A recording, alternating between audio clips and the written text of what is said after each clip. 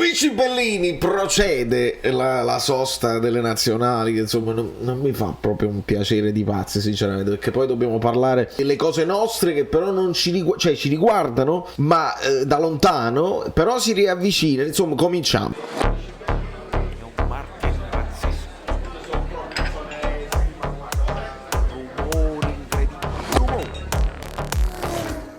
Allora, amici belli, prima di tutto, questo è difficile pure da pronunciare, è alla Kvaratskhelia. Quenli Zerol, perché poi quello è uno zero, non è una O. Ma comunque, benvenuto sul canale, benvenuti a tutti i nuovi iscritti. Quelli che si stanno iscrivendo adesso sono ancora di più i miei eroi, perché non succede nulla. E addirittura quando io mi permetto, lasciate il like un attimo perché aiuta la barca. Quando io mi permetto di fare uno short dove dico che Kvaratskhelia ha segnato, poi non solo segna ma poi propizia anche il primo gol, quindi protagonista assoluto, e Raspadori che segna con l'Italia, mi si viene pure a dire ma parla dell'Italia, parla solo dei giocatori dell'Italia. Ma vedete insomma il canale è questo qua, ci sono tantissimi canali che parlano dell'Italia e anche io quando ho modo di vederla la nazionale la analizzo. Abbiamo fatto delle bellissime analisi anche sul 4-3-3 di Mancini che ci ha portato alla vittoria dell'Europeo, con un po' anche di fortuna, non affrontando squadre pazzesche insomma, però poi con la partita col Belgio ce la ricordiamo, un po' di fortuna con alcune altre, ma insomma è una cosa che l'ho fatta, ma la devo guardare la partita, quindi voi dovreste poi apprezzare, non voi amici belli lo sanno, dico tu che sei venuto, dovresti apprezzare che non parlo di fuffa, perché molti parlano di fuffa, sono capaci di parlare come Capello, no? Intervistato, ti descrive tutte le partite che hanno giocato contemporaneamente e non devi viste niente, quindi si parla solo di quello che si vede. E insomma, tra le varie cose che abbiamo visto, torna al gol Lozano ed è molto importante. Spostiamoci un attimo così la rendiamo anche un po' più interessante graficamente, perché è importante anche essere easy agli occhi.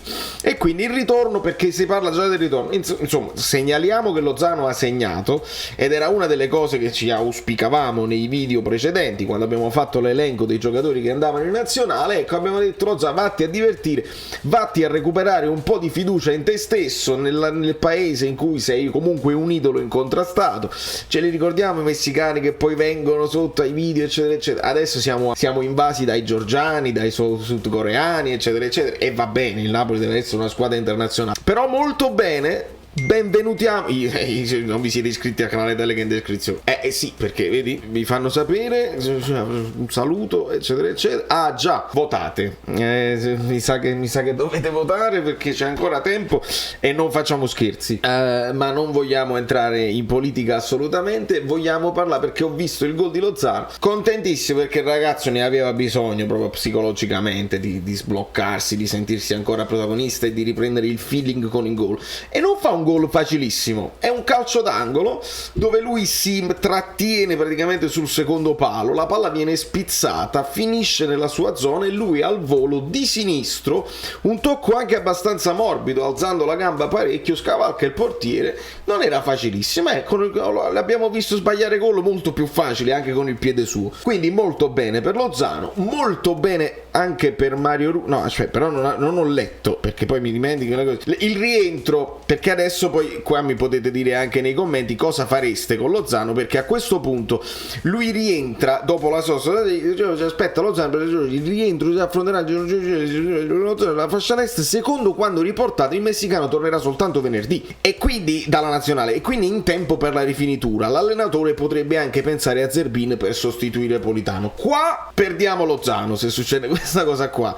Ovviamente dobbiamo sempre prediligere quello che è il discorso di squadra, se Zerbin sta meglio, se sta più riposato, se c'ha più gambe eccetera eccetera, dovrà decidere Spalletti, però potrebbe poi veramente deprimersi, e questo è proprio l'anno in cui tutti devono essere coesi con tutti, che non ci sono personalità troppo forti che poi possono sovrastare le altre. Stiamo parlando della forza del gruppo, dei nuovi che hanno portato entusiasmo anche ai vecchi, e tra i vecchi non possiamo non citare, guardate questa faccia spiritata di quest'uomo che è Maritiello Rui, che poi è stato protagonista anche lui della sua partita in nazionale, quindi bene anche lui, con un assist a portato al gol di Bruno Fernandes, se non sbaglio, ma voi mi potete sempre correggere nei commenti, voi nei commenti mi potete correggere, però non se parlate di cucina, se parlate di cucina non mi potete correggere assolutamente, perché io faccio le cose che devo fare, ma questi sono altri discorsi, beviamoci su. E quindi anche Mario molto bene, Mario Rui che poi ha parlato, ha detto io me ne frego degli obiettivi personali, va bene essere richiamato in nazionale, però per me è importante che tutta la squadra va avanti eccetera eccetera, molto maturo. Mario Rui ha fatto una crescita costante in questi anni e io lo valuto e lo considero un capitano aggiunto, un capitano in seconda, un capitano in campo, e a quanto ci sta dicendo Kvara anche fuori dal campo. È stato interessante la chiacchierata che ci siamo fatti su Canale 8 con Silva e Mele, ve la potete recuperare, si trova online. Io non ho proprio il tempo di tagliuzzare così, ma siamo stati un'ora a chiacchierare del Napoli, di tutte le situazioni, di Kim, Manchester United,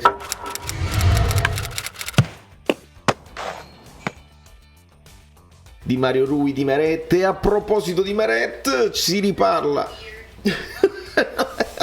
assolutamente no, sono così i rumori, si ritorna ai rumori, si riparla del rinnovo di Meret e quindi ci fa sapere il suo agente che i dialoghi non sono mai stati interrotti. E allora adesso però perché poi lui aveva bisogno solo di tranquillità, leggiamo la cosa che chiedevamo da 2 anni a questa parte, solo l'opportunità di poter avere un po' di tranquillità e il tempo per trovare stabilità.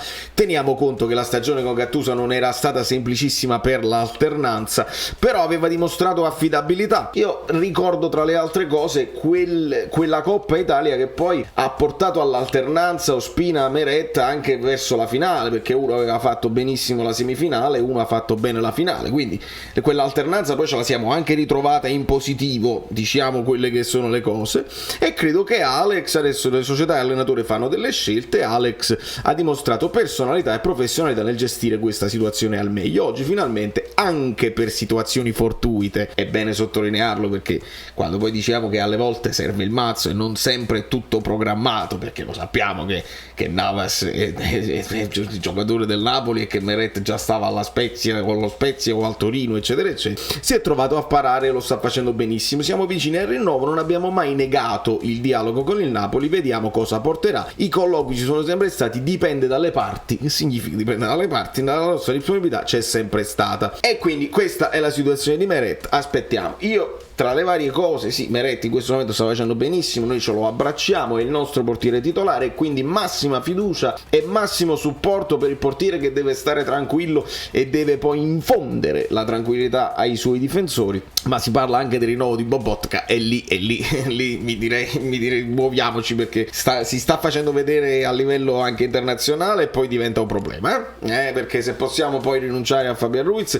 se poi rinunciamo pure a Lobotka, se ne scende la qualità e andiamo in difficoltà, lo abbiamo visto, è difficile farne a meno in questo momento. Demme si sta allenando con il gruppo, quindi lo potremo vedere, probabilmente vedremo più Lobotka in Champions League perché Demme non è nella lista, e quindi in una ipotetica alternanza vedremo queste cose qua. E poi Mancini parla ancora di Raspadori e dice noi l'abbiamo portato all'Europeo, cioè già era nel giro della nazionale, ma aveva giocato pochissime partite, può diventare un giocatore importante ma deve crescere. Mi piace questo po' di piomperaggio su Raspadori, poca esperienza a livello internazionale, è bene sottolinearlo, qualità tecniche importanti, sicuramente lavorerà per migliorarsi e potrà diventare un giocatore importante per la nazionale. Quindi calma, i paragoni che ha fatto Adani sono molto importanti, Tevez, Agüero eccetera eccetera, è un ragazzo molto giovane, quindi anche lui 22-23, da aspettare senza bruciare, senza chiedere cose decisive subito, si sta comportando molto bene, ce lo abbracciamo come tutte le cose che ci dobbiamo abbracciare, nel godersi il percorso,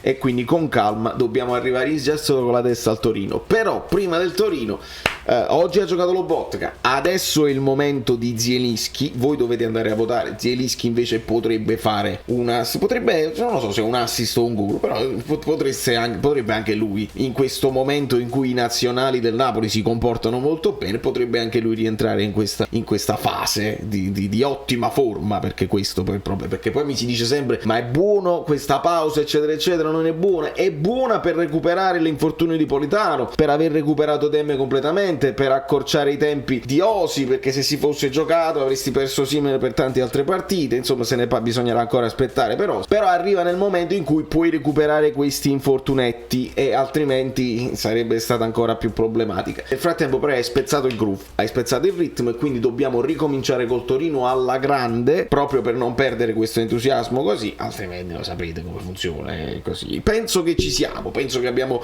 coperto un po' tutte le cose. Se ci sono altre cose da fare, domani ci sono partite importanti, perché adesso se volete vedervi la Polonia ve la vedete e me la cosa, però domani parte Inghilterra-Germania che c'è da vedere, le grandi deluse eccetera eccetera. L'Italia gioca con l'Ungheria e vediamo se si riconfermerà la presenza di Di Lorenzo, se ci sarà spazio per Zerbin, vediamo un pochino. E poi la Georgia contro Gibraltar, il Gibilterra qualsivoglia, chissà, perché loro sono adesso matematicamente avanti, potrebbe riposare Kvara, non lo sappiamo. E poi la Macedonia del Nord con la Bulgaria e vediamo se pure Elmas si toglie qualche sfizio da New York. Sono video che non significano niente, ma è un po' per stare pure in contatto, perché al di là dell'algoritmo, lo sapete, ve l'ho detto più volte, io quando non faccio un video e non vi saluto mi sento un po' in colpa, quindi da New York, Valerio Fluido è tutto, c'ho tanto da fare, altrimenti andremo live.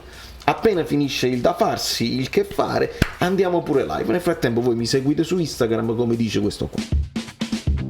Ciao, sono Saveria Solida. Se arriviamo a 15.000 iscritti su YouTube è una cosa di cortesia, ma secondo me dovreste seguirlo anche su Instagram, @ValerioFluido. Fa tutte queste cose credi. Sei iscritto pure a TikTok. Niente più, dai, basta, sei cringe. Quante cose.